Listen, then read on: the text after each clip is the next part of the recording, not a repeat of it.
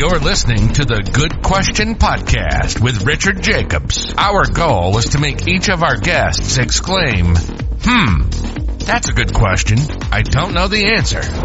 Because when that happens, it means you, the listener, may be inspired to learn more beyond the interview and to ask great questions yourself that lead to new insights. In this podcast, we cover historical and current anthropology, comparative religion, and history.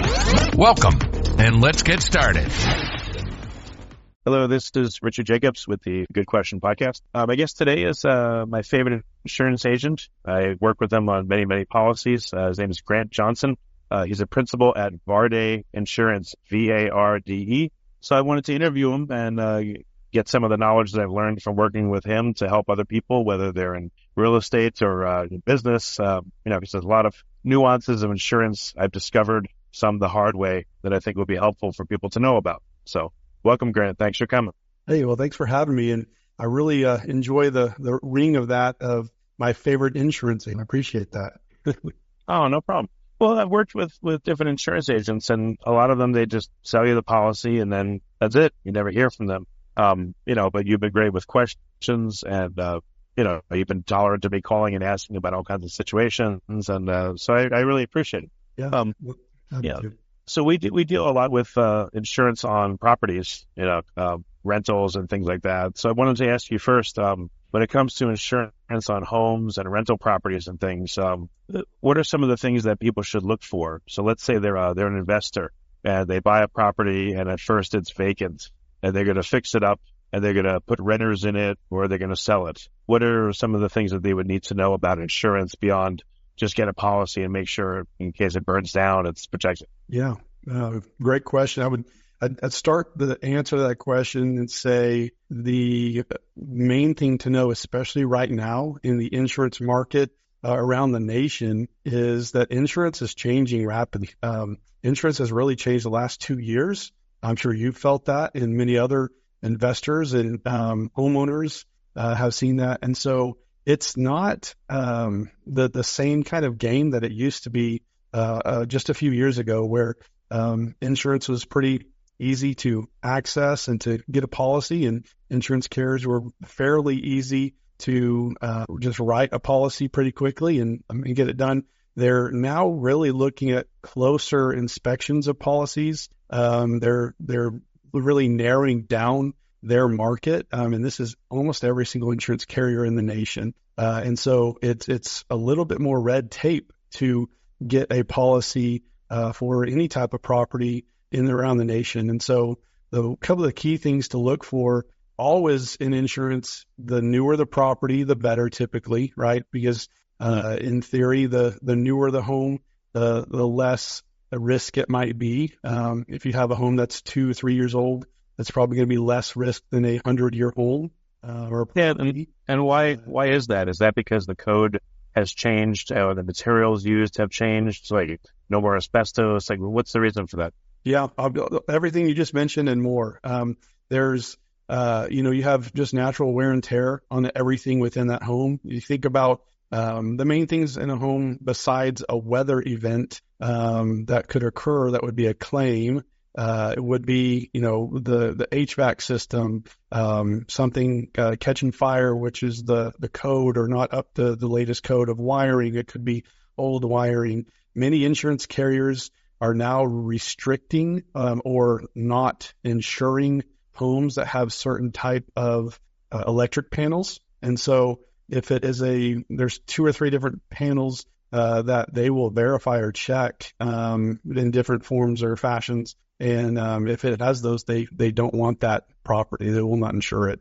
So you have to kind of look at a long laundry list. And many of these things, if you look at it where we are now versus, let's say, 2 years ago, it makes sense. It makes business sense, because if an insurance carrier is insuring a property, they're going to make sure kind of an audit of what exactly they're insuring. And all of these things, like the electrical, the roof, or the age of the roof, or the how the roof is put on, several things you can consider are going to be factors if it's going to be risk or not high risk, or if it's something that they don't want. Now, it makes business sense, but to the investor or to the homeowner or to the new investor or new homeowner, especially, those things, it's kind of bizarre, right? Because it causes individuals like me who are insurance agents providing that insurance or trying to set people up with insurance to ask more questions, to kind of provide more hoops to jump through, and something we've never seen before. Yeah, Grant, why? Is it because of like hurricanes, the insurance industry's taken a hit and now they have to get the money back by being more careful? Like, why the change the past 2 years? Yeah, several things. The biggest factor, and this is honestly every industry since COVID, is this inflation post-COVID. So all the inflation that occurred, the cost of goods, the cost of parts, cost of replacement. You have to think in insurance, they're repairing, replacing, rebuilding a home or a vehicle, and the cost and parts and labor have all increased. And especially after the pandemic and, towards the closing of 21 and 22, 2021, 22, we started to see those costs increase drastically. And so, you look at just home insurance alone or investor insurance. If you're looking at a property, to insure a property, in some areas, it might have been around an average of $150 a square foot to rebuild that property. But in the height of inflation, we saw upwards of $190 to almost $200 a square foot to rebuild that same property due to inflation. And it's gone back down a little bit from that now, but in the height of that, it was costing more to rebuild or repair, and which cost the insurance carriers more money. And that's just one big chunk of the cost of insurance and the rise of the cost of insurance and the changes of insurance carriers to start, in a sense, cracking down on what they're doing and what risk they're looking at, really to kind of mitigate that risk and mitigate their costs as well. Yeah, I run into a couple of things. So I had a flood at a property from a water line that was feeding their refrigerator. I didn't realize until that happened. Oh, now I know why they care about the water lines or this, that, or the other, because one part of the house could destroy the entire house, or there's no smoke detector and the whole thing could burn down, or, this could leak again and flood the house, or mold could come and destroy the house, or, all kinds of stuff. I just didn't realize that. Yeah, exactly. And you look at, home insurance alone, or there's so many factors that can go wrong that can cause. And like you mentioned, something as simple as water damage. You have water damage on a second story, that's usually going to affect multiple rooms. It gets in the walls and it's very expensive. And then, you look at the source, what caused that damage? Was it a pipe or a busted pipe? Was it a freeze or something? And so then it causes insurance carriers to start, like I said, auditing a little better, or inspecting and auditing what kind of pipes are in the home, where has this plumbing been updated in the last 80 years or so. And so that's some of the reasons why we're seeing a little bit more restrictions, a little bit more red tape, which again, make perfect business sense if you look at insurance as a business, but it's a very strange and new and frankly annoying to a lot of clients, because it's things with this red tape and these questions and processes that nobody's ever seen before in insurance or when they receive insurance. So what happens? I've always wondered this. What happens if you live in a state or a city where, I'm just making these numbers up, it's $100 a square foot to rebuild a home, but the insurance will cover $150 a square foot versus I live in a place where if the home needs to be reconstructed, it would be $300 a square foot, but the insurance, for whatever reason, would only cover up to $200 a square foot. What would happen in those two scenarios? Well, first off, the property should be adequately insured, because insurance is all about the rebuild cost. So sometimes doesn't take the market value. Maybe I'm looking at a rebuild versus rebuild versus tear it down and start again. There's just, I might not be expressing it right, but there's two situations. One's where it's more expensive to rebuild than to fix, and another one where it's, cheaper to just tear everything down and start from scratch. Yeah. Well, in those scenarios, sometimes it just depends on the insurance carrier and how they do things. If let's say there was damage, fire damage or something, sometimes you can receive amount of a check for that property. And some people do that, especially investors. Sometimes will receive that check and move on. They'll sell the land as is, or bulldoze it or something, and move on from that property. Other times, they rebuild as best they can. Does that answer the question? Yeah, I just wonder have you seen certain places that you insure in where, again, the insurance is not the price of the insurance, but again, it would be cheaper to just scrape the house off if it got damaged enough and build it from scratch rather than refurbish it. Are you talking about when you purchase or after a claim or something? Yeah, right. Once a claim happens, there's a fire, there's flood damage, whatever it is, the house could go either way. It could be just, I don't know if there's such a thing as like totaling a house like you would a car, or, how is it looked at if you have so much damage that there's now a question of, should we just tear this sucker down and rebuild from scratch, or should we fix it as is? Yeah, honestly, sometimes that's the call from the insurance carrier. They're going to see how bad the damage is, and they do, in a sense, quote unquote, total the home or the property out, because they're going to say this probably is not going to be able to be repaired as is. It's going to have to be rebuilt. So they kind of do help with that assessment and understanding what you're going to do or how you're going to do that, and make that calculation of what the rebuild cost is going to be as when they adjust the property at the claim. Okay. What is it called when a house is considered totaled? Typically just total loss. I don't know if there's a specific term. Some carriers might have specific terms for that, but you kind of see just a total loss of a home. And it's a little different than auto insurance. Auto has a specific number, but most home carriers look at it as in, are you going to repair this home, or are you going to have to actually rebuild the home? Okay. And another thing that came up was the actual replacement value. So I think the scenario is, let's say I have a house that was built in 1920 and I need to replace the plumbing or the electrical panel. What do I need to do insurance-wise to make sure I can replace it? Because I remember we had a scenario like this where code had changed and it would have been maybe more expensive to replace it up to code, but the insurance had a provision where if I didn't pay for this premium or this rider or something, that it would have only covered it to fix it in the old way, which wouldn't be enough to fix it in the new way.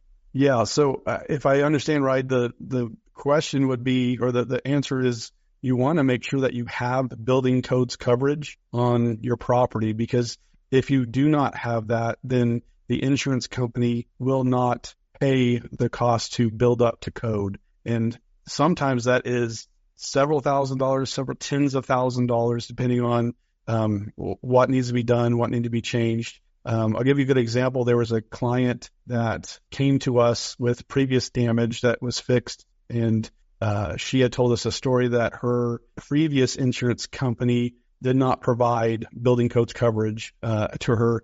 Her, I believe, relative was smoking in the garage and actually caught the garage on fire. And they got the fire out pretty quickly, but it had done significant damage, especially from the smoke. If you understand, in a garage, there's just a lot of smoke inhalation from the fire itself. And so they had to rebuild and repair the garage portion, and the entire amount of building codes coverage was $14,000. And since she didn't have that endorsement on the policy, she actually had to pay that out of pocket to be able to build it up to code. Yeah. The insurance would pay you to have it fixed as if it was 30, 40 years ago, but because code has changed, it cost more to fix it, the right way today. Is that why?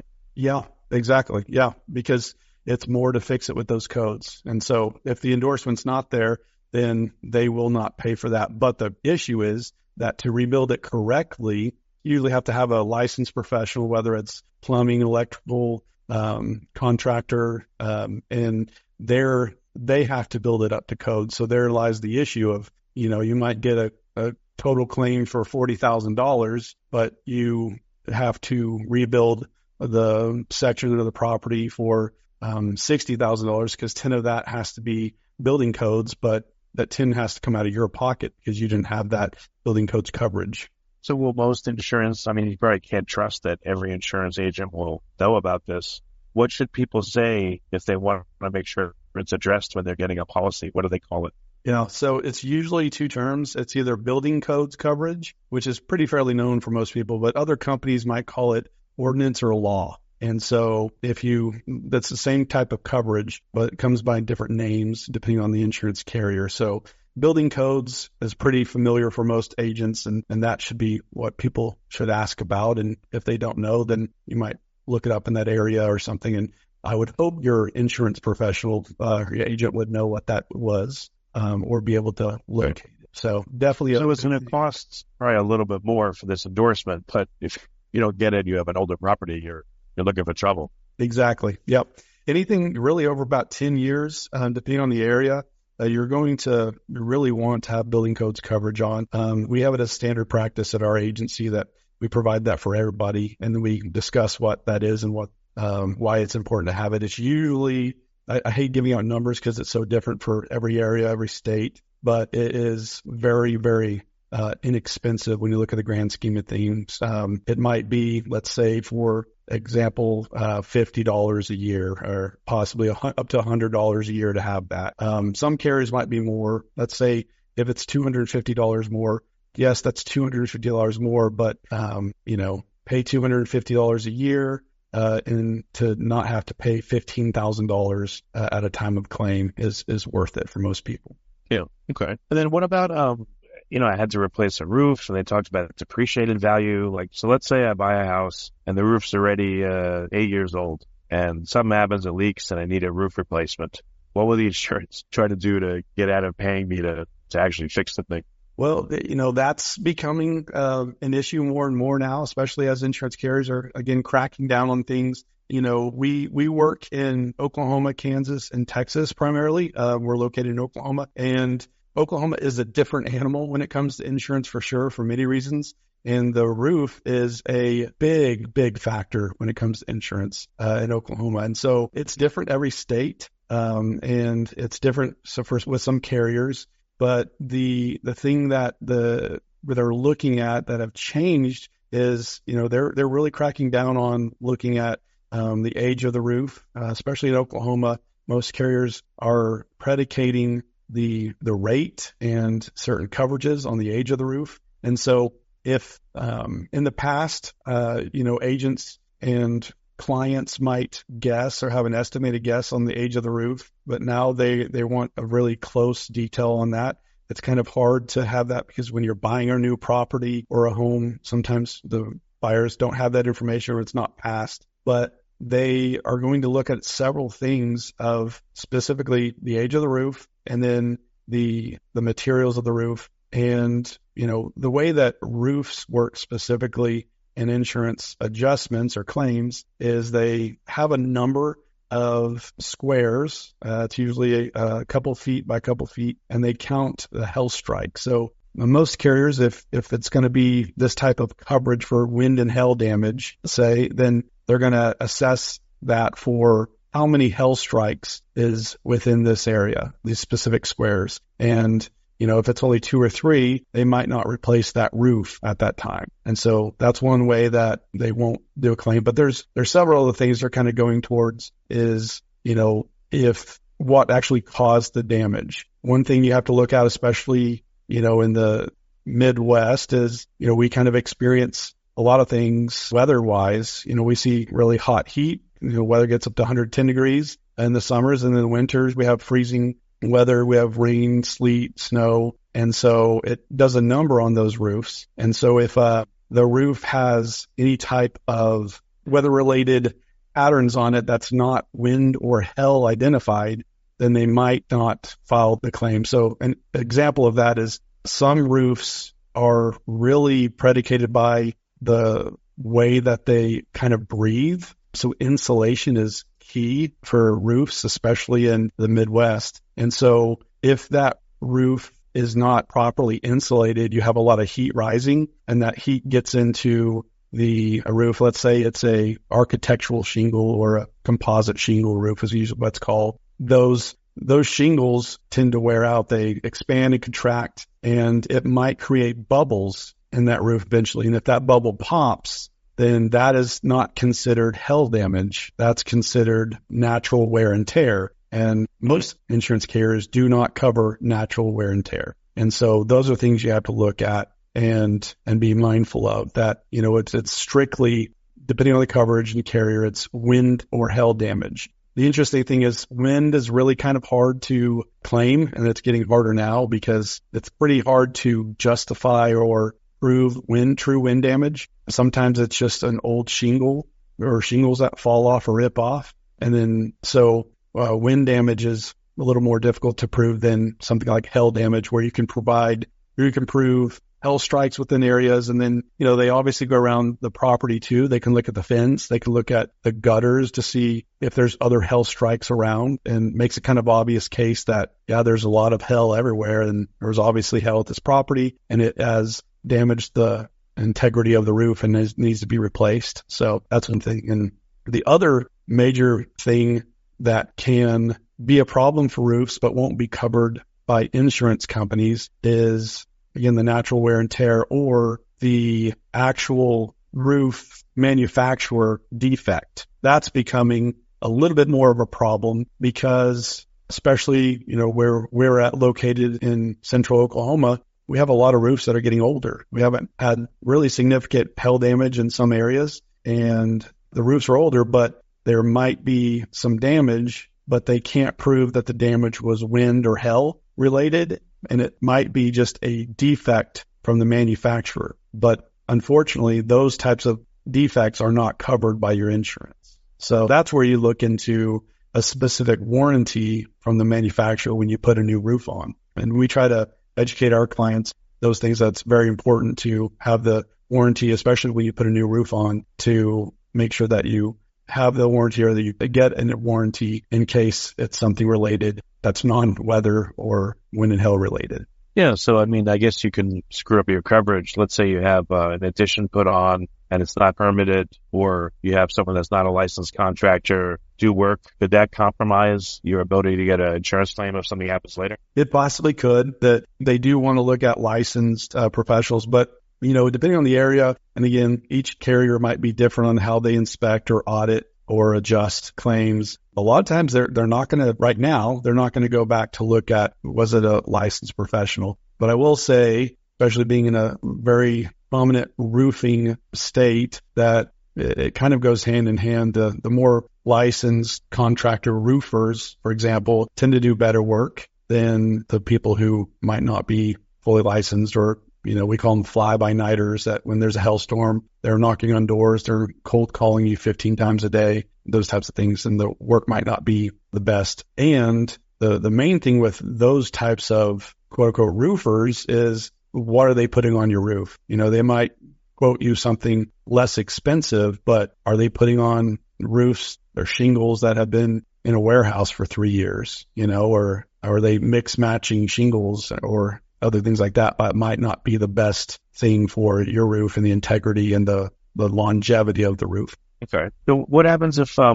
buy a house, the roof's 8 years old, a year later, hail comes down and, obliterates the roof, and I put in a claim, and the insurance company says, oh, we're not going to give you everything because, we're going to act as if you benefited from having the roof for 8 years or 9 years. Now it's 9 years old. Does that happen? So I think what you might be indicating is like actual cash value. Is that what you're referring to?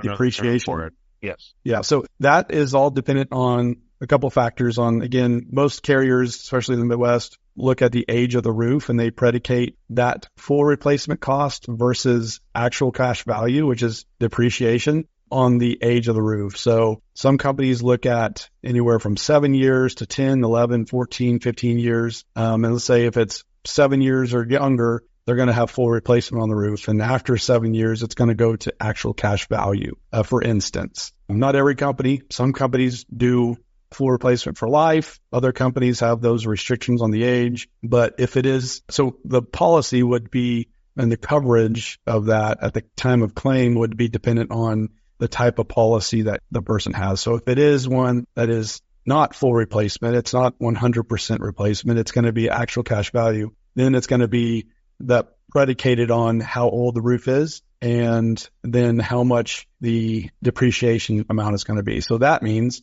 you would be paying your deductible plus the amount of depreciation. So, for example, just to use numbers, if you have a 10-year-old roof and it is now actual cash value and you have a deductible that is $5,000, you're going to pay $5,000 for the deductible, and then you're going to pay about 10 years of depreciation on that roof, which might be, depending on the size of the roof, might be anywhere, another $5,000 or so. So at the end of the day, you're paying around $10,000 for the entire roof. That might be $30,000. Is there any way to avoid paying back the depreciated amount? The only way to avoid that is to have a policy that is full replacement. And the only way to avoid that is to either have a policy that offers that or to have a newer roof that's under that amount. So, and like I said, some carriers do that full replacement for life. Other carriers have designated age changes. When the roof is a certain age old, then it changes over from full replacement to actual cash value. But yeah, once it's there, there's no way to change that unless you get a new roof. It's all over.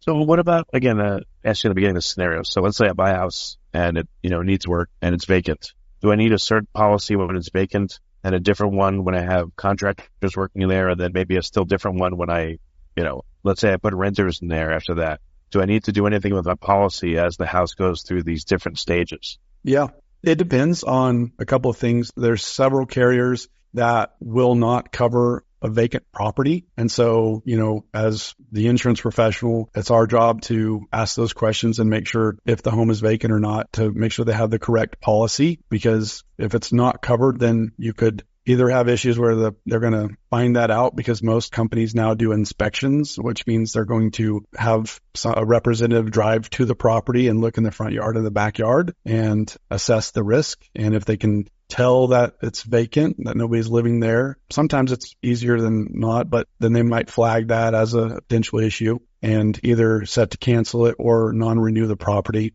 So, if you want to make sure that you have the correct policy to start there. Now, if other companies are okay with that and you either designate how long it might be vacant and you just, go from there, and then other policies are totally fine and don't care and they'll insure kind of whatever. So you want to make sure that you have the right policy for those things. The danger in having the wrong policy is, like I said, they might set to cancel or non-renew the policy. But ultimately, if you place insurance on property that is vacant where that policy says that they don't cover vacant policies, ultimately the insurance carrier has the right not to fulfill a claim. So they won't cover it because they see that as a technical fraud issue.